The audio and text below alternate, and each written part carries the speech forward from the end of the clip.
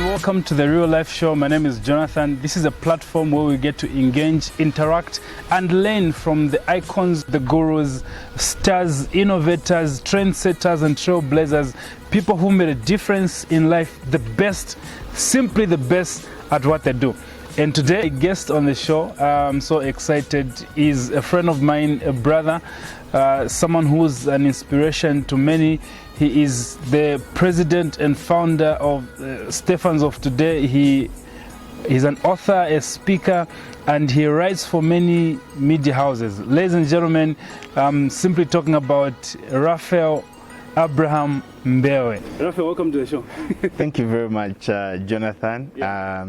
For a while, I thought I was watching a movie, you know, where they were welcoming an icon like the president or former president like that. Thank you very much for that warm welcome, and thank you for hosting me on this platform. I'm so delighted to be here. Thank you very much. You know, I've been dying to have an interview with you. Wow. I've been looking forward to this interview because I look at many youths today where we are kind of lost. We've lost values, we've lost principles, but you are one personality who has inspired me, and you've chosen to be different and exceptional. So you are an icon, so to say, in this field. And you've written 11 books. Is that right? 14. Eh? 14. 14 books. That's amazing. So 14 books at your age.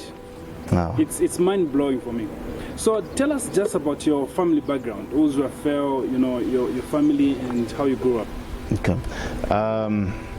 Well, my full names are Raphael Abraham Mbewe.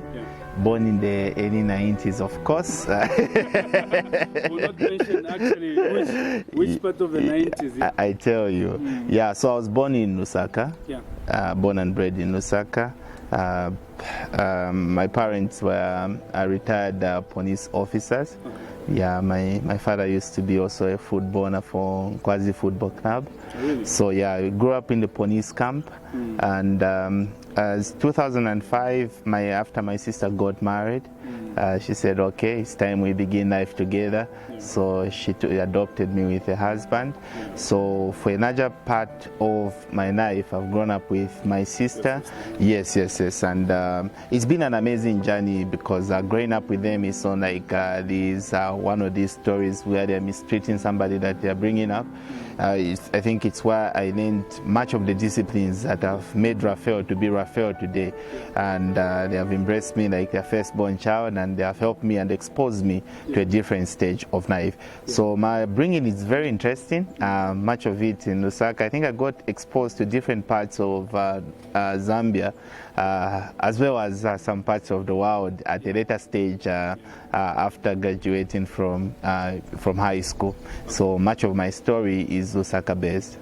So can you say that you're grown up in there are these classes of families, you know, like medium family, poor family, a rich family, middle class? Where can you place yourself in terms of upbringing? I would say moderate, yeah, because it was a shift, you know, of adapting the lows and the ups. But for a larger portion of it, I wouldn't say that it wasn't that bad, because, of course, I was exposed to the best part of life, you know, and exposed also to good standards, I would say, you know, of exposure that the Mayadis get to be exposed to. Yes, glory to God also for my brother-in-law who twisted my turn of thinking to a mindset that has made it to be who I am today. So I'm not too much surprised with what is happening, because it's as a result of child upbringing and exposure to the different places that he has exposed me to. Is that a Christian background or a Muslim background? Well, it's a very strong Christian background, I must say, a very strong Christian background.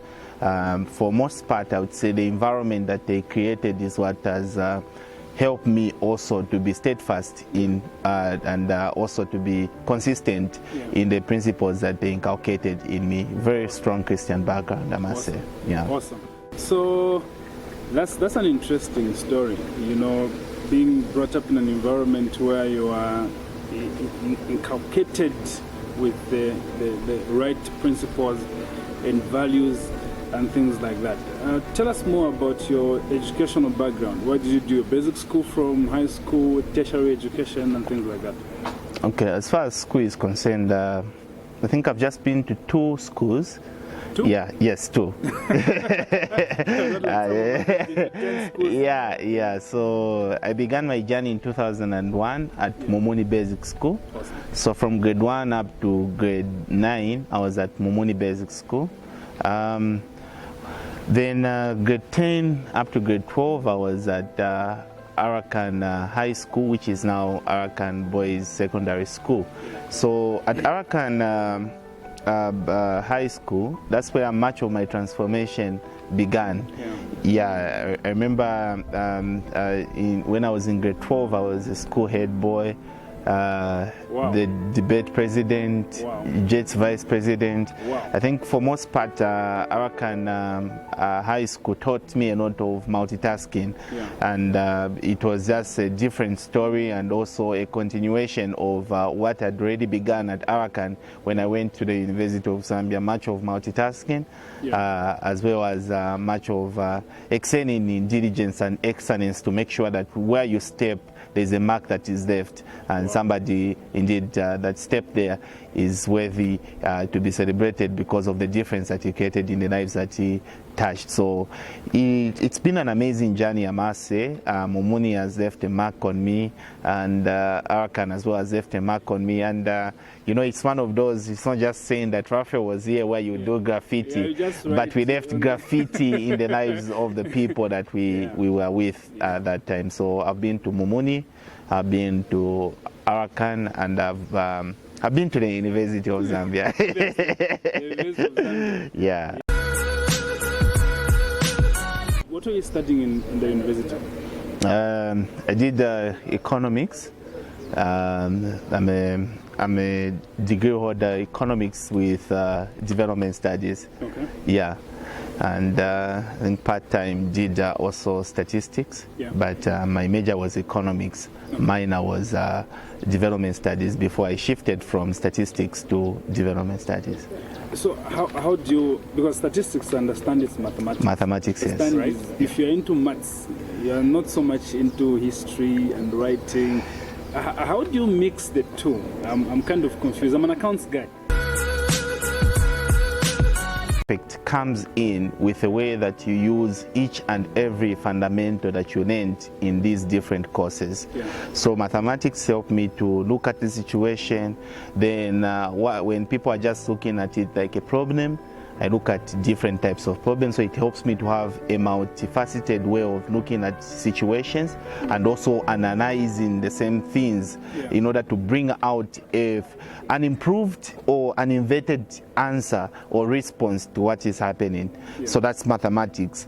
Economics as well, it helps me to plan. If you bring it to writing, you know, I think most of my books are well curated, I must boast, because of the economic aspect that has been inculcated in me. You know, we do much of planning, we look at different situations and try to find problems to what is happening. So that has helped my books to have a shape. But when it comes to writing and you know, the actual writing skill, writing to me, if I was to go ahead of your questions that are coming, writing to me, I meant that writing is like playing a piano. You know, you first begin by playing with your hands, then you start playing from the heart, using your hands. So it's something that has evolved over time. You know, I used to play by the rules, or this is what and what, until at some point I said, okay, rules are good, but they are limiting factors, especially if you are not bringing change to what is happening. So over time now I evolved. I stopped playing with by the rules, started playing with the heart now, freestyle, you know, where you do not doubt the thought pattern and also what you're bringing on the table.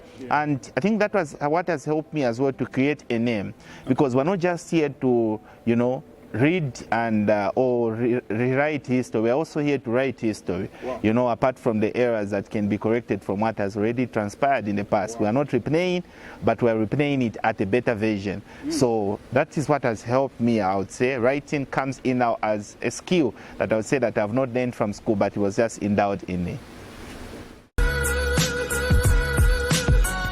When did you first realize that you wanted to be a writer or you can write? I think the passion started growing as far as 2012. Okay. Yeah, 2012, immediately just after graduating from university. I mean, from high school rather. As we were waiting for the results, it started coming, came so strong. So I would say the first book that I wrote is not something that the world has even read about.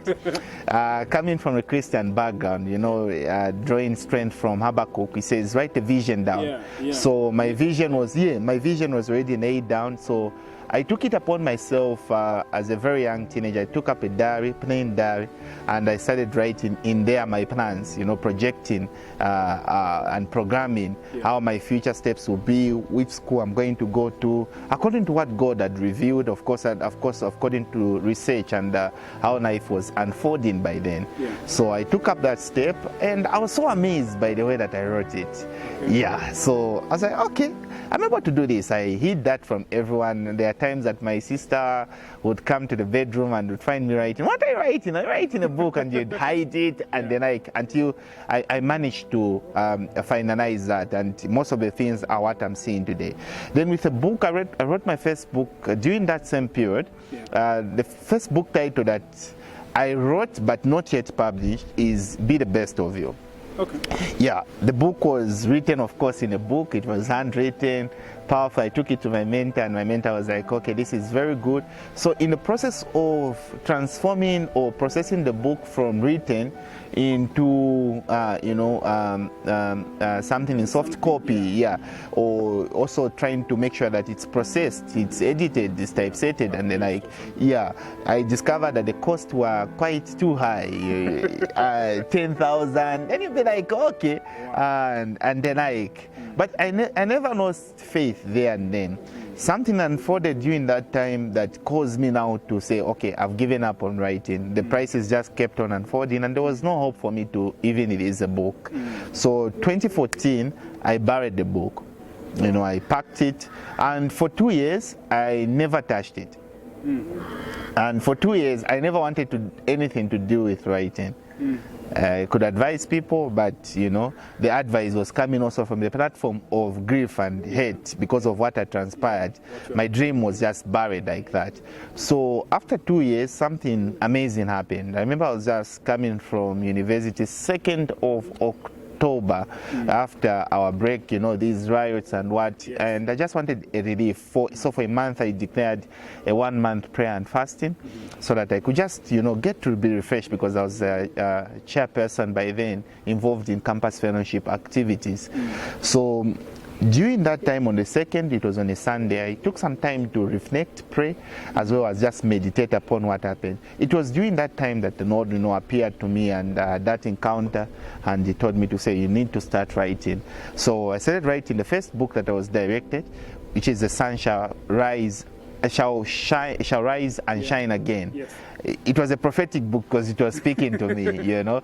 So those were to come in devotions. I'll be releasing the third in the series of that. I've already released the second one. The third one is ready. I must announce ahead of time. Yeah, it's already ready, just undergoing forwarding and the like. So from there, the passion started growing. Consistency is what has helped me, and I strongly believe consistency is a medicine for success, you know. And just to cut you short, when you talk about consistency, you are one person who's taught me that you can't start something and finish it. You don't believe I got that from you? Wow. Okay, so let me ask you this question: how long does it take you to write a book? Well, that's an interesting question. Yeah. I must say I'm one of the fastest writers the world is yet to see. Wow. Yes, I must brag about that. Yeah. I've written a book in 4 days. 4 days? Yes, 4 days. I'm still writing my first book. Yeah, then that's Arise and Shine, just in case maybe for reference, one would want to look at it, which is close to about 200 pages. Wow. Yeah, and that was during Easter break. I started, and it was done. So the added advantage that comes with me is that I'm able to edit, and I'm able to typeset, even my work.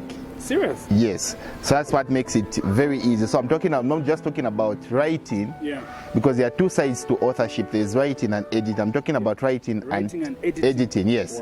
Wow. The second one was I think in 5 days. Yeah, 5 days. Yes. So most of them I don't take. If I take too much, I think the one that has taken me too much, which was about 300 pages, it was within a month. Wow. Yeah. I've been writing one book for years and years and years. I don't even know when I'm going to release that book. No, it's coming soon. So where do you get information and ideas? Okay, so writing, first of all, is a product of your exposure, your experience, your expertise as well, as well as how informed you are about a different topic. So this is the secret to it, in case maybe you'd want to write. It's not everything that is inspired direct. If, for instance, you want to write a book about success, if you study 5 books about success, the 6th one is yours. I've never heard that before. I've never heard that before. Yeah, so we are in a business of improving. If you can't invent, improve. Improve on what's already been done. Yeah, because impact revolves around improvement and evasion. Wow. I'm a Sunday school teacher for teenagers. We used to do Sunday school together. I think that the audience doesn't know. Yeah, one time I asked a question. We were doing a series of teaching, so I was continuing from where I had ended, and I was asking questions to say, okay, who can remind us of what we did last week? So children would raise their hands and they would answer in that manner. So one of them, like in a class, would say, oh, the same answer that one gave is what I wanted to answer. So I was like, repeat what you said. So the child repeated what she wanted to say, and it was exact. But I noticed something. Immediately somebody says something, they were clapping, but the person that repeated, they didn't clap for that person.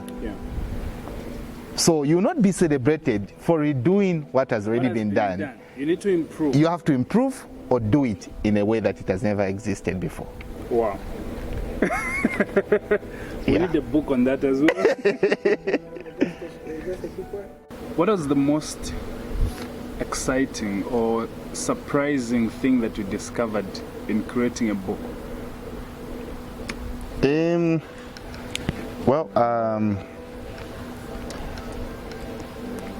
Question is quite broad, but of course the adventure itself, the adventure of knowing more about every chapter that you're writing on, because it's not everything that you get to write about. So you get to expand your knowledge base as well. It's not just the beauty of dotting down something on paper, but the beauty of you getting to explore what others have done, the beauty of you getting to add to what has already been done, and the beauty of you also bringing on the table something that is going to impact people. I think it gets so exciting when you're looking at the content before you can even sell it to the world. Wow. Yeah. So does writing energize you or it exhausts you? As you are writing, how do you feel? Well, it's exciting, I must say, because to To be honest with you, writing to me is like placing a fish in the water. It's an environment that I enjoy. You know, it's an environment that I enjoy, and it's something that I love to do, that I've been doing over time as well. So I get to enjoy it. There might be some exertion here and there of energy, you know, where you get to expand, think too much about how you can do what you're supposed to do.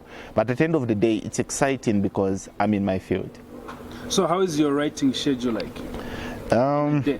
In a day. How many hours can you sit on a book and just write something or a chapter? Okay, so we're in the process of writing a book. Yeah.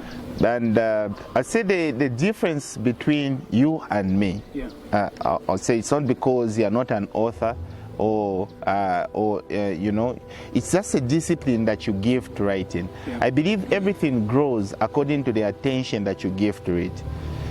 You can write a book in a week, you can write a book in a month that has taken other people 6 months. If you can give it the discipline needed and you can give it the necessary attention that is needed. Raphael, is there an environment for writing? Is there a feeling that you get to have? And if you lose that feeling, do you get back? How do you get back to it? Because I feel sometimes there's something I want to write, and then according to my emotion or something that has been placed upon my heart, but then after some time, if that feeling goes, I don't feel like writing what I wanted to write. How do you cope with that? Okay, yeah. So yes, first I must confirm that there is a mood, yeah, or there's an environment for writing a certain topic. Yeah. Yeah. And there are times like you write something on the laptop and you get to delete it. It's the same way the mood is. Yeah. It goes sometimes. But it doesn't completely go. It's like a dream. You have a dream and this dream was so exciting and you're trying to recall it. Yeah. So there are times that you remember it and there are times it's 50-50, okay, that you can't recall anything that happened. So there's a conducive atmosphere where you can write. Yeah. And for others to build it, you find that they go on a long day's vacation, is eating in a park. So you build the atmosphere as well. It doesn't just come automatic. Yeah. The passion to write and the environment to write are two different things. Yeah. The passion must meet the environment. Yeah. If it's congested, you keep on forgetting what you're receiving, especially if it's inspirational. But at the end of the day, writing, I must say, writing is putting your thoughts down. Yeah. Whether it's an inspiration, educational book, and then but there are books that are seasonal. Yeah. And these books that are seasonal, they will not be effective in a different season, and you'll not be able to interpret or write what you wanted to have written in that season if you miss it. So there's a way to build a season, and it takes time. So you better maximize the season when it's there. Awesome. Yeah. That's a brilliant answer. Okay, so you said you've written 14 books. 14 books? I only know of 11. Okay. Wow. Okay, so 14 books. Which one is your favorite? Wow, that's an interesting question. Yeah, because I read my books and I would say all of them. I've got a strong passion for all of them because they speak to me according to a different season. Okay. You know, that I'm going through. I would say my favorite book is the one that I'm yet to release. Okay. Yeah.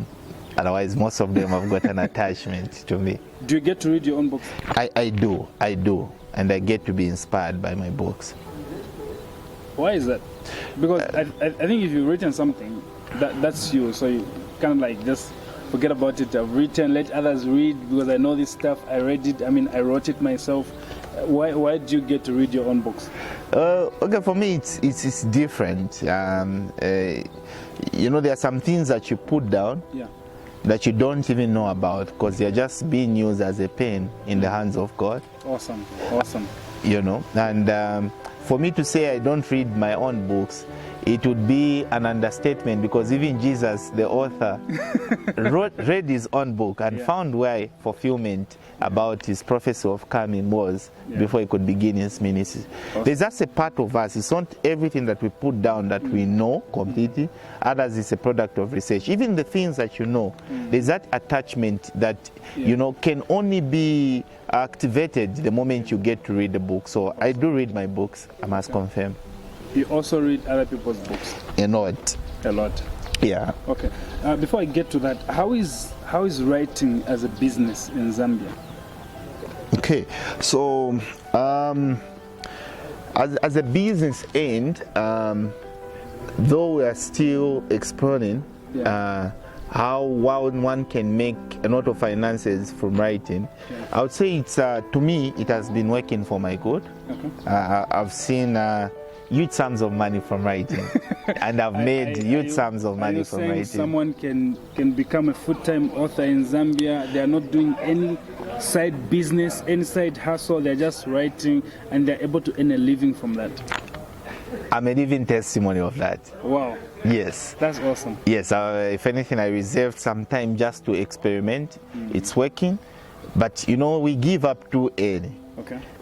Before you can discover the gods, yet you're at the gold mine. Yeah. It will take you some time of drilling. Yeah. Before you can, finally discover that it's there. I've seen, just some dew of the full rain that is coming. I mean, even testimony of that. There is real money in writing. Wow. If we can learn different marketing strategies and sales strategies, it doesn't take you away. Any business requires you to be good in sales and to be good at marketing if you are to make profits from it. So I've been exploring that, and I've seen, especially for the new recent release, I just released 3 books. I've seen tremendous sales, and tremendous money is coming out from there. That I've never seen in the previous times, all because of knowledge about sales and the like. So when you're writing, you wear the hat of an author, but when it comes to sales, you wear the hat of a businessman. That's how you're only going to make money. That's amazing. That's brilliant. That's brilliant. So we are moving into the digital world, and you have hard copies, Yeah. Do you plan on do ebooks, or maybe, I don't know, because I'm seeing a world where people maybe not really do away with hard copies, but reduce on buying hard copies because most of the things are soft copies, online things. How do you plan to evolve with that kind of an environment as an author? Okay. Thank you very much. I think that's a timely question. Yeah. There are plans that are underway, I would say on my part. Our team has been planning on how we're going to, get into the e-space of marketing as well as selling our books. It comes both with advantages and disadvantages. You don't just want to dive into the waters without knowing what is in the waters. Yeah. So these are some of the disadvantages. I'll start with disadvantages.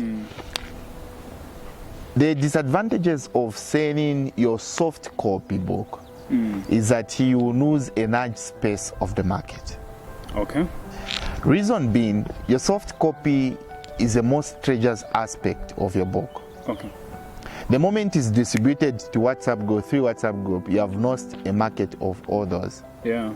So we are a little bit held up to some copies still at the circumference where they're just in hard copy. Reason being, we also, because these books, we have a foresight of the future. We don't just want to sell our birthright like Esau did and discover that your birthright is valuable in the future. So I'm holding on much to my soft copy books. There are some books that I'll be releasing very soon, which are just, in soft copy. Sales shall be done as soft copy. As a trial, there should be about 2 that our team is planning on releasing very soon.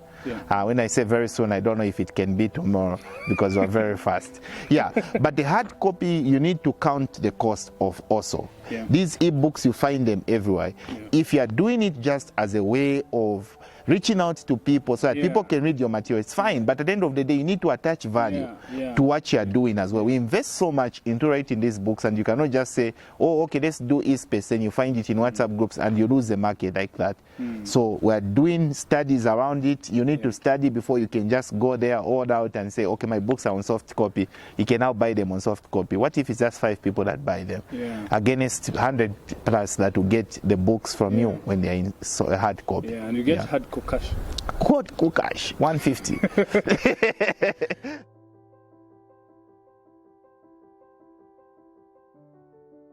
Okay, so by the way, I'm the president of the Renowned Authors Network. Wow. Yes, and I have quite a number of friends, both upcoming and also those that are doing fine that I look up to in authorship. So it's a network. There are times that you would want to, you are good at typesetting, the other one is good at editing. So we get to help each other. You are good at marketing, you have a pool of a stream of people that you can reach out in the media fraternity, so you get to connect them. Is it cover design?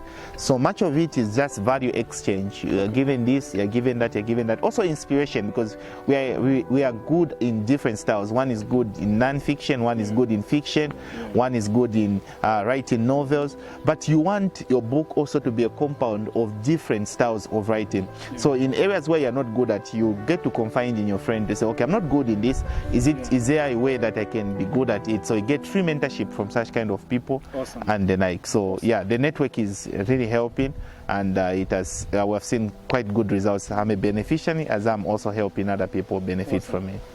As a child, what did you want to become when you grew up? Wow. So my first ambition was to become a medical doctor. Of course, I believe that was the ambition of every growing up child. Every growing up child. I once thought about that too. Yeah. So yeah, and I was very good in, and I'm still very good in science-related topics. Most of the analogies that I use are used from the platform of science. You know, and what I learned in biology and then and when I was in grade 10, I was doing additional mathematics.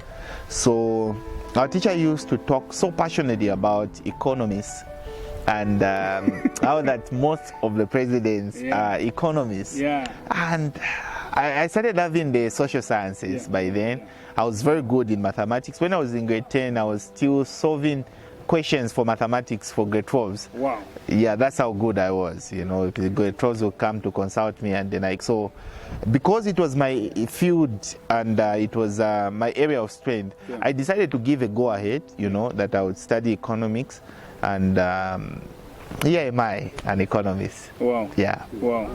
That's amazing. That's amazing. So on a lighter note, maybe before I get to the lighter part of this conversation, can you describe writing as a calling, as a passion? Is it destiny? What is writing for you? Writing for me is a calling, I must say. The same way pastors are called in their offices, prophets are called, musicians are called in their fields. To me, it's a writing, and it's something that most people have failed to explain. Myself, I failed to describe how I've been able to do what I'm doing, you know, because one thing that I know is that it's a calling, and it's a gift from God that I'm just riding on, and I also have come to appreciate and press on to fulfill destiny. On a lighter note, what do you do in your free time? if you have free time, what do you do? Free time, it's an interesting question, because most of my free time is either I'm editing somebody's book. Imagine. That's the thing. Okay, I don't have to, you know, explore different places, especially eating places. Yeah, with friends, of course, we get to have chats, conversations, because it's from those places that I build on experience. I'd have to travel as well. I used to be a football fan, but not anymore because of the amount of time that it takes. You know, and then so I replaced football for certain activities. I also have in my free time also interacting with different people in different social spaces. And I've orphans, you know, and I've been in places like hospitals, not just for ministry, but sometimes I've come to realize something. What you need to be a blessing to somebody is not even the power that we think as if you need the power, you need to be in position, but just a care is what they need. So I have to be available for people. I have people with going through problems and getting to hear and solve part of their problems in areas where I can come through. Awesome. Awesome. Are you married, in a relationship, dating?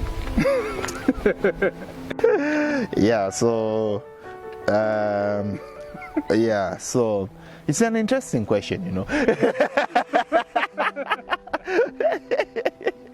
Yeah, of course, marriage is coming very soon. Yeah, very soon. And if marriage is coming very soon, then there's a woman that there's someone, Yeah. you know. It should be someone, yeah. Great. Raphael is off the hook. Just in case you're looking at the handsome man and saying their hopes, you know. Yeah. You've been hooked already. I've been hooked to a Rosie woman. I'm Rosie as well, so I understand that language. Yeah. Who are your inspirations as we wind up the conversation? Yeah, so beginning in Zambia, I would say there's a man on the copper belt called Dixon Marilo Mwanza. Yeah, the general himself. Yeah. I believe you'll be so excited to hear this, but he's one person that inspires me. I love him too. Because of his style of writing. Yeah. On the international space, I would have to beat two records. One that has been set by Miles Monroe, and one that has been set by Bishop Oyedepo. I saw that coming. I think just those two. Just those two. Yeah, because they're the ones that I look up to as being exceptional writers. Because I know that most of them are not authors. Others have got writing teams. But I know there's a handwriting of Miles Monroe to Miles Monroe's books. There's a handwriting of Bishop Oyedepo to Bishop Oyedepo's books. Then there's a handwriting of writing teams to other authors' books. So I want to beat those that have got a handwriting to their books. Awesome. What's your favorite book of all time? One book. One book. Yeah. I would say the Bible. The Bible. Yeah. Awesome. Yeah, I would say the Bible. I never get enough from there. What book are you reading now? I'm just finishing from reading. I'm done. I must confirm, not reading.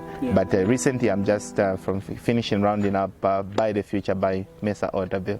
Mensa Otabil, Doctor. Pastor Mensa Otabil. Yeah, By the Future. Okay. I've heard that the audio of that, the sermon, but I've heard that the book has got a lot in it. I've never read it. It does. Okay. Yeah. Awesome. So, your last words, maybe advice to upcoming authors, encouragement to our fellow youths out there. Yeah, you being the leader that you are, the director, president, author, speaker, what are your last words to our fellow youths? Well, to that viewer that is watching or listening to this interview, one thing that I'll just advise is that you must be able to embrace the process. Most of us have got what we have in form of a seed, but we are not ready to cultivate the attitude and the culture of a farmer to take it into the ground. You know, before anything can be seen, it has to be hidden. So you need to bury yourself. I know you want to be celebrated before achieving anything worthwhile, but at the end of the day, embrace the process. Consistency will take you to areas that intimidation wanted to block you from accessing. Even procrastination wanted to limit you from accessing. Take the step. Life is a journey. Every step is building a bridge to your destination. So I'd encourage you, to take up that step. Begin today. There is beauty in beginning early. These 14 books that I claimed to have written, by the way, it's published because I've written more books than the ones that I've published.